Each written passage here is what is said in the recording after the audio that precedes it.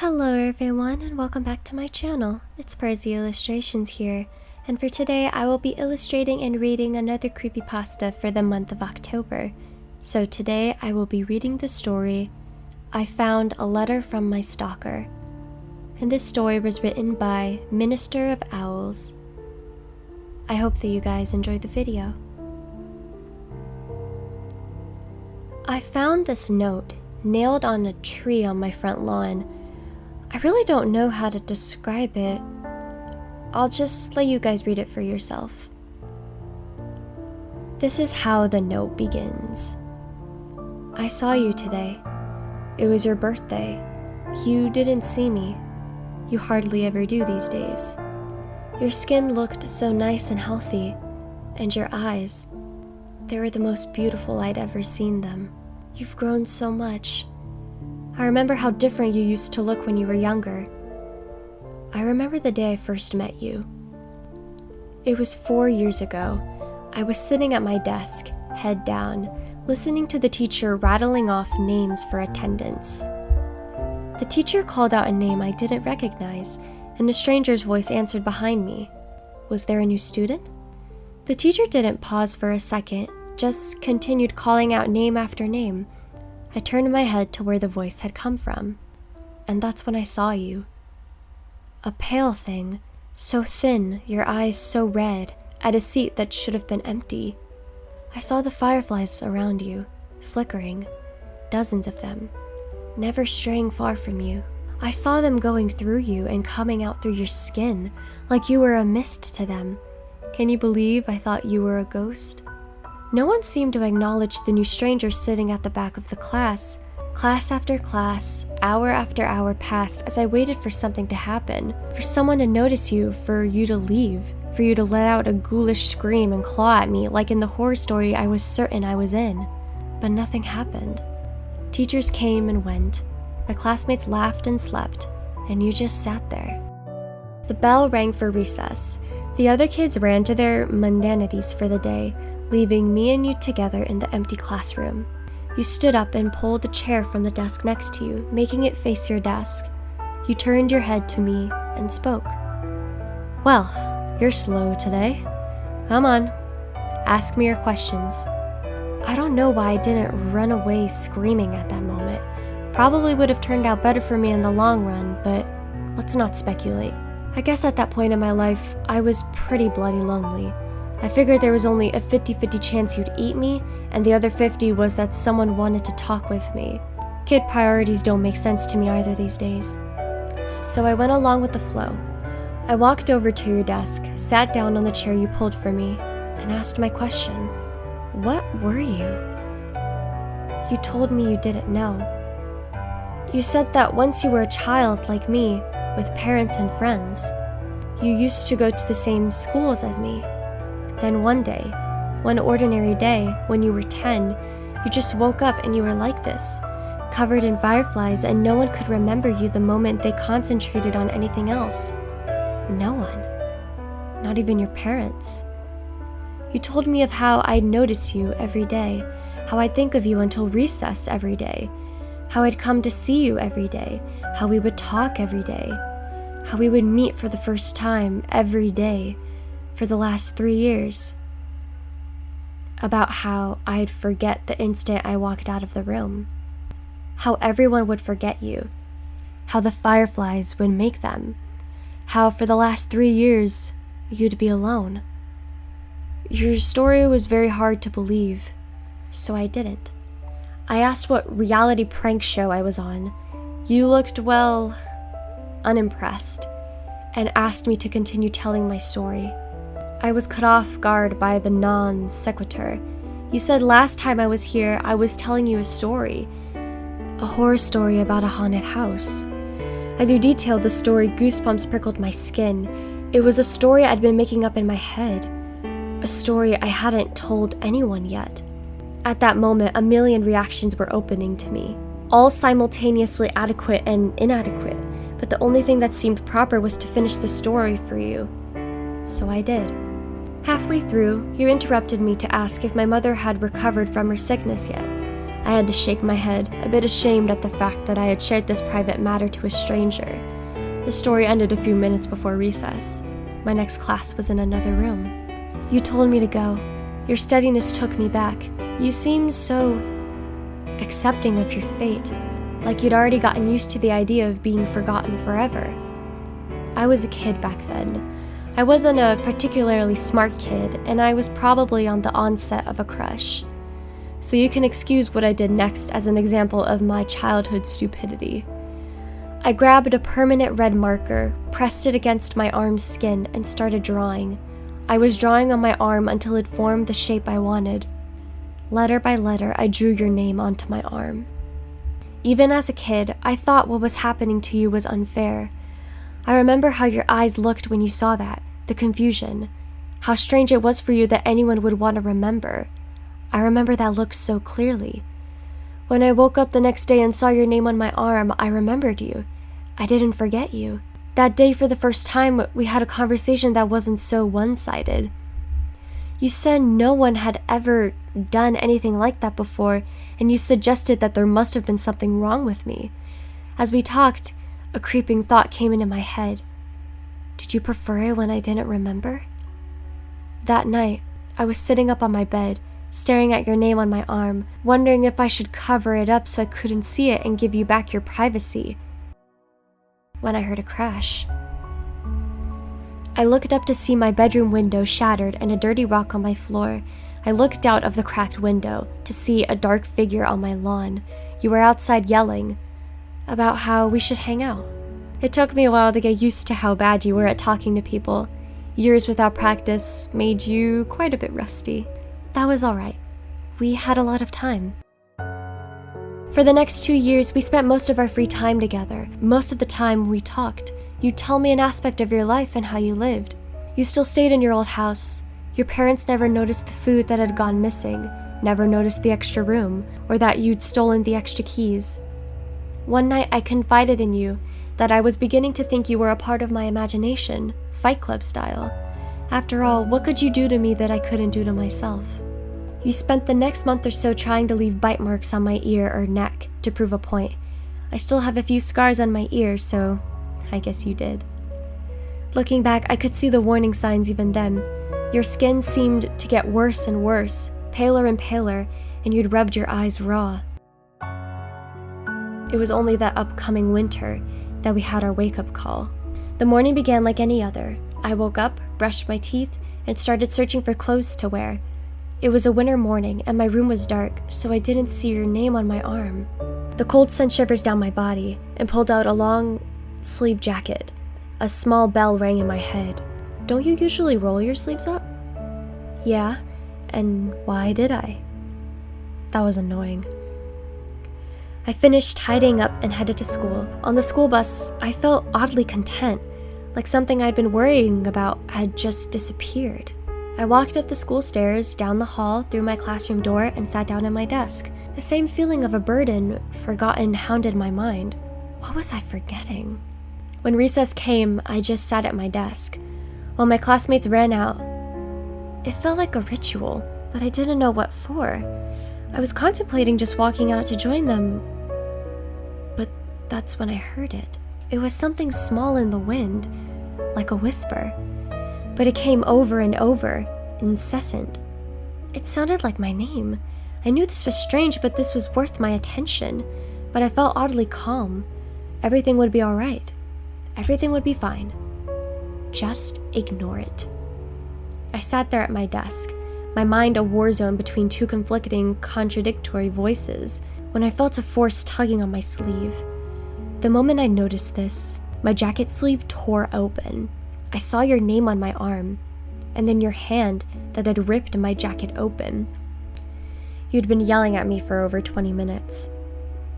I think that was the moment we realized how on edge our friendship really was, one accident away from complete erasure. We spent most of the next year in the town library together, trying to find out what the fireflies were. It wasn't really a problem for me. Because of my mother's treatment, my family couldn't afford to go on any trips, and our house didn't have any heating anymore, so I was happy to spend my time with you. Trying to find information was a puzzle in and of itself. After all, how would I read about people I couldn't remember? And how would you find out who was special when no one could even remember enough about them to record them? We found our old family trees and records.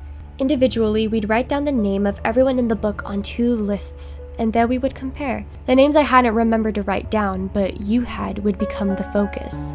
They were the names who were under the curse of the Fireflies. We compiled a list of quote-unquote suspicious books.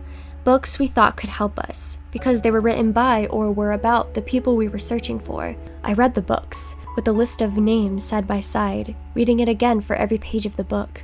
You scoured the internet on the library computers, on the lookout for articles about the people. Our search would lead us to the first glimpse we got of what was really happening to you. It was late at night when you found the picture. I was a bit drowsy at the time, and almost about to nod off when I heard a sharp intake of breath. I turned to see you standing up, pointing at the screen. I didn't see anything. Well, anything noteworthy. On the screen was a picture of a clearing somewhere in the woods. You held up your piece of paper where you'd marked out 2 names. Susie Appleby Reagan, age 13. Terry Appleby Reagan, age 12. Siblings. For a moment, I saw the paper and the picture side by side. Side by side. And then I saw them. 2 figures emerging from the woods towards the camera. They were almost humanoid, with the exception of their limbs, which stretched to nightmarish proportions. Their blank white skin was that of a pure albino, and looked more like tree bark than anything you expected to find on a mammal. A cloud of fireflies surrounded the duo. The shorter one looked emaciated. I could see their rib cages, around which their eyes. God, their eyes. So small, so red. The taller one, with its white hair, didn't look alive anymore. They were little more than skin wrapped around a skeleton. Fireflies swarmed out of the pair's empty eye sockets. Both reached for the cameraman. I looked at the article surrounding the picture. It was a blog posted by a hiker, 20 years after the last mention of the 2 kids. The picture was a mystery to the cameraman as well. He had been wanting to go to the woods pictured for a while now, but he never actually remembered going there. The picture had just appeared on his camera one day, out of the blue. For a moment, I looked at your face. Your thin, pale face, with those red-veined eyes. Would that be you when my scar faded? Just a walking horror I'd glimpse, then forget? We worked through our reading list at a much faster pace, starting from that moment. Maybe we should have gone slower. At least every book, every website we'd left untouched, promised hope. The books that we finished and tossed aside promised nothing, but the clearing in the woods as one's future. And we tossed aside a lot of books. I believe I tore through 3/4 of my reading list before I stumbled across the journal. Oh my God, that horrible, horrible journal. The journal used to belong to a mental patient named Joey, who claimed to be a serial killer. He was locked up in an asylum when the police discovered his supposed victims never existed. He was diagnosed with a need for attention and shoved away. They should have electrocuted him. They should have fried him until his flesh melted and his hair burned. In the journal, he talked about how he carried out his killings. He knew things, bizarre and disturbing things no one else knew. He knew of strange creatures that lived in the woods. Of them, his favorites were the fireflies. I'm not going to tell you how he summoned these things. I trust you. I trust you more than anyone, but a thing like this belongs to the ground more than it ever will to the human mind. In the end, it's sufficient to know that these things were not fireflies. Joey would start his ritual by taking a kid, anyone he pleased. He could take them at any time, in the dead of night from their own homes, or in broad daylight from their front yards. It didn't matter if he was seen. He'd take them to his house and drag them inside. Usually an Amber Alert came up at this point. He didn't care. Like I said, it wouldn't matter soon. He'd drag them to a special room in his house. Here, the fireflies would come and latch on to them. Now, nobody was searching for the kids. Not the police, not the parents. Nobody. From then on, he could do whatever he wanted to the kid. He'd get bored with them after a day or two, after the child had broken. After that point, he disposed of them. He detailed a large pit of bodies he kept in the woods, swarming with bugs. One day, I guess he got bored of that too, so he went right to the police station and turned himself in. Not on account of guilt. No. He just wanted someone to know about the stuff he was doing. This sick bastard. Oh, don't get the wrong idea. He never stopped killing kids. The asylum doors didn't stop him from doing what he liked. It just made him improvise. He made a new way. He modified the flies so that they could survive without a host, just in a dormant state. When a child wouldn't approach the swarm, it would latch on and begin its effect. Over the years, the child would warp horribly into the things we saw in the woods. I wish I could hate him in peace. I wish I could say the world owed him nothing, but that wouldn't be true. He detailed a way out. On the final page, there was an exact explanation on how to get rid of the fireflies. You must have seen something in my face because at that moment you asked if I had found anything. I said no and closed the book. A few minutes later, you shut down the computer. You picked up the last book and went through it yourself. When you reached the end cover, you tossed it aside. I asked what we should do now. You said it was all right. I could go home. We'd talk about it in the morning. I stood up and walked past the shelves of books. I headed for the library entrance, but stopped right outside the door and waited. I waited until I heard the sniffling sounds. I sneaked back to our table, where you were quietly sobbing. You had your head in your hands. I sat back down, and you raised your eyes to me. You said you'd wish you'd never met me, how happy you were when you had nothing to lose, how I ruined your life. You never really gotten better at talking to people. That was the worst love confession I'd ever heard. I remember how we kissed that night. I remember your hands gripping my hair. I remember that kiss. I wish it could have been just a kiss. I'm so sorry I ruined that moment. When my arms were around you, I was close enough to steal a firefly without you noticing. I remember holding the firefly in my hand. I remember how it struggled until it didn't. Until it was a part of me. The fireflies shifted.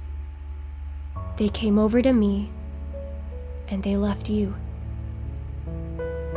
I remember the familiar look in your eyes, the confusion. I never wanted to see that confusion in your eyes again. You deserved to be loved, and you deserved to know that. I wasn't really living anyway. You reached for me. I pulled away, as the last lights of recognition faded from your eyes. And then you were just staring at a stranger, walking away into a crowd of strangers. That was a year ago. You've gotten so much better since then. You have so many friends now. So many people at your birthday party. You also look so much healthier. I haven't been as fortunate. My skin's gotten a little paler, and my eyes hurt all the time now. I couldn't go to school like you did all those years. I haven't wasted my time, though. I found Joey's pit. The bodies. There were so many bodies. Luckily, there's a grave for those children now. Without me, my mom could afford her surgery. She looked happy. Just yesterday, I saw her playing with my baby brother. I saw you crying yesterday. You were with your friends, laughing. For a brief moment, your eyes met mine, and then they were so wet. I think I'm going away. For good, I think. You're not going to be happy if I stick around. I'm so happy I met you, even if you don't remember me. This is how the note ends. Sometimes I go through depressive episodes. I feel so lonely, even with my friends. I don't know what's going through my head during these times, and sometimes I'd end up in my room with a marker in my hand. Until now, I thought that I was just drawing or writing something. I didn't realize until after the fact that I was in fact writing something. The ink lines on my arm were letters. I've been writing a name onto my arm.